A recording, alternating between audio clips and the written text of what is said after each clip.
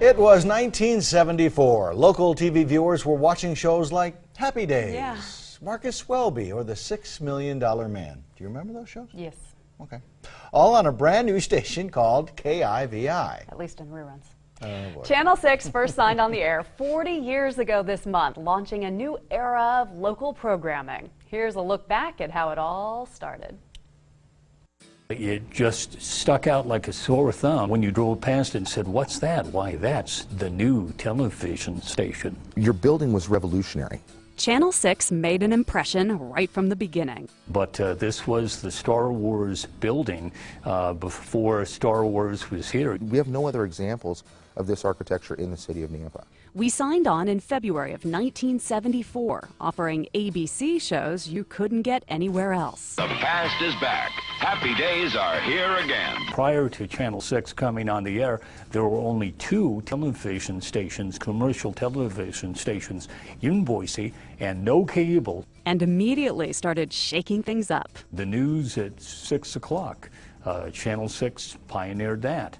Now, like a lot of ideas, Channel 6 was a little ahead of its time in trying to get the news going at 6 o'clock. Historian Art Gregory has followed Idaho's broadcasting industry for the past 4 decades. Channel 6 was the first station to actually use state-of-the-art transistorized equipment. The other cameras were huge. Liz Rodosevich remembers. She was a Channel 6 reporter in the late 70s and early 80s. We didn't have computers, we didn't have the internet, we didn't have social media, we didn't even have cell phones.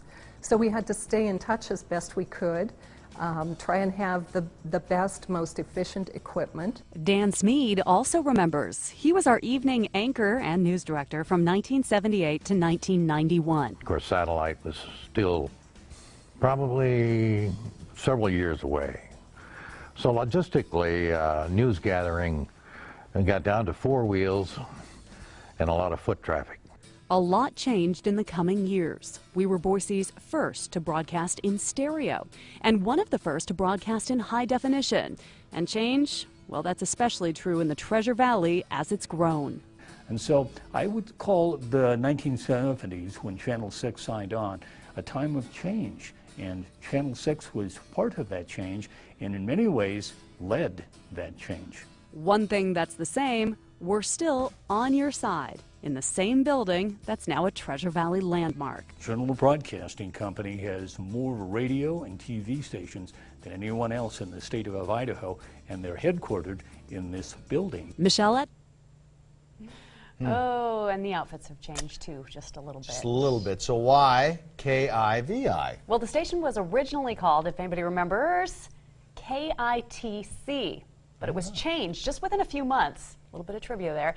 The first I stands for Idaho. Makes sense. Yep. And then the V1, VI, is Roman numeral 6. So hence Idaho's Channel 6. Makes sense. It does make sense. All right.